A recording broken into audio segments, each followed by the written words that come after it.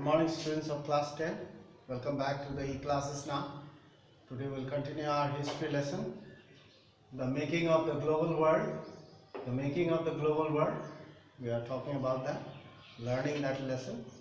And we have reached 2.6, Indian trade, colonialism and global system. There are various paragraphs for this title. Now in our previous class we have talked about the Indian entrepreneurs abroad. There were many traders, businessmen who have established or set up their business abroad. Some of them were small traders, some of them were big traders having a lot of capital. And we have talked about a few names such as Shikaripuri. We have talked about Hyderabadi Sindhis. Hyderabadi Sindhis, they established their business establishment in ports, harbors, not only in colonies, but apart from colonies also. They used to provide loans to the small traders, to the local people of Indian origin there in abroad, in other countries. So they are big traders, big businessmen, Indian entrepreneurs abroad. We have talked about that. Now we'll reach 2.6, Indian trade. First we'll talk about Indian trade, colonialism, how it affected, and the global system. Part by part we'll study. Now today we'll study this 7 points I've talked about Indian trade. We'll talk about. Historically, Indian cotton textiles were popular in Europe. The first sentence is very easy to understand. Historically, ancient times, Indian cotton textiles were very much popular in European countries or around the world. In the international market, it was very much popular and was much in demand. We have talked about the example also, muslin cloth, Indian textiles, Indian spices. Indian goods were in great demand. Number 2, with industrialization during 17th, 18th century, from there till 19th century, industrialization took place in European countries, and Britain was the first to industrialize and remaining European countries followed. With the industrialization, the European industrialists, the people who set up industries there, the European industrialists pressurized their government. Their government was pressurized to restrict cotton imports. Restrict means to reduce or stop. Restrict cotton imports from India and from Asian countries and protect their local industries.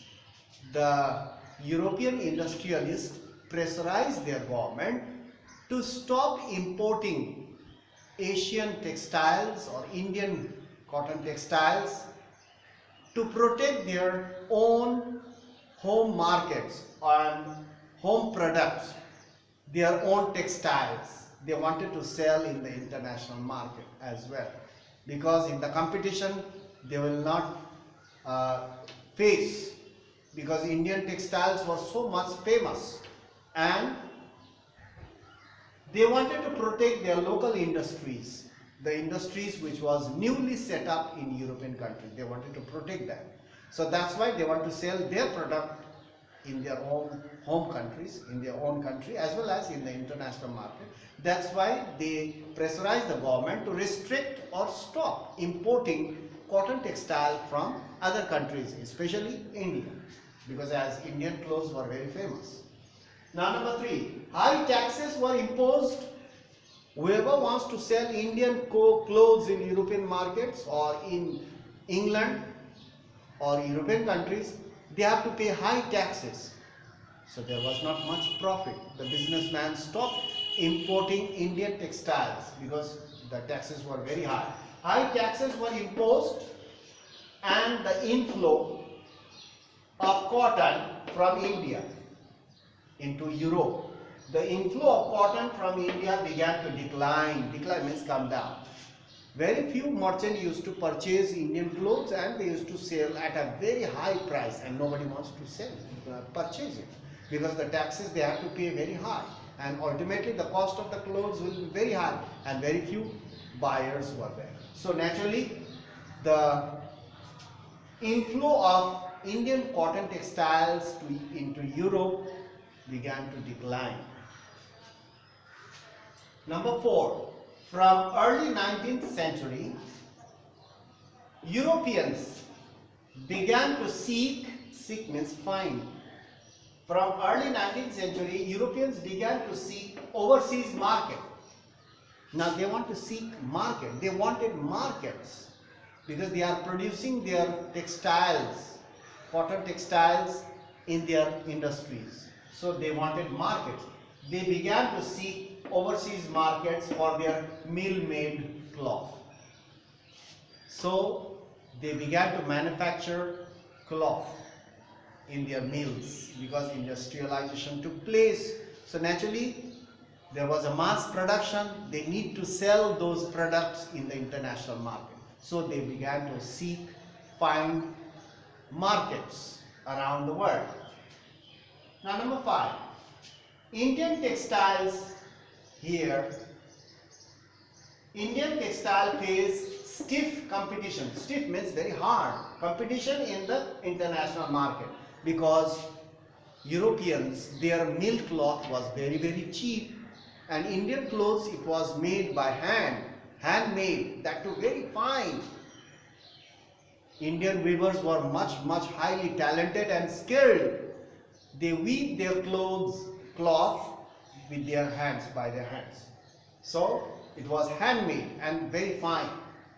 So other countries could not compete with Indian clothes, cotton textile.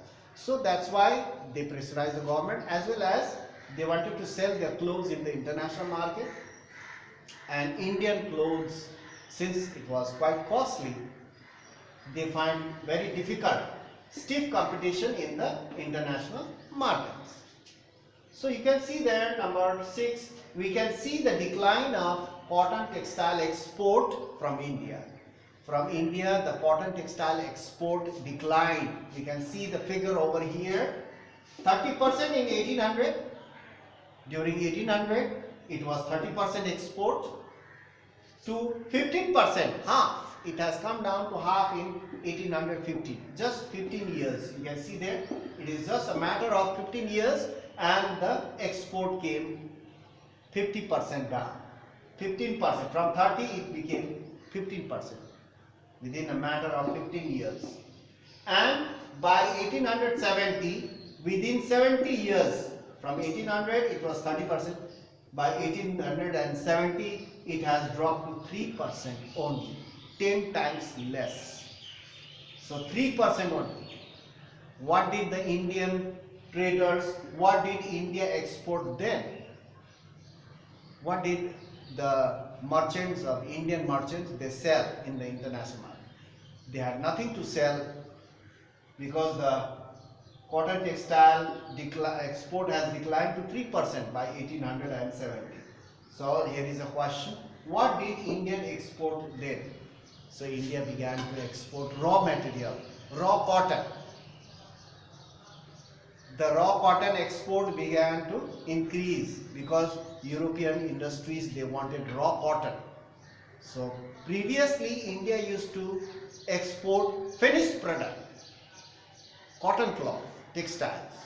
But now, since the demand came down to 3%, export came down to 3%, there was no demand in the international market, as European mill cloth was very cheap. So India began to export raw cotton to feed the industries, European industries. So that's all for today. We'll meet in the next class, and we'll talk about something more about this. Colonialism we'll talk about, and the export from India, we'll talk about that. And I hope you are studying regularly at home. Watch your videos, lessons every day, make a habit, and go through it. You can read it up, go through your book as well, and stay safe at home and do your regular studies. That's all for today. Thank you for watching the video.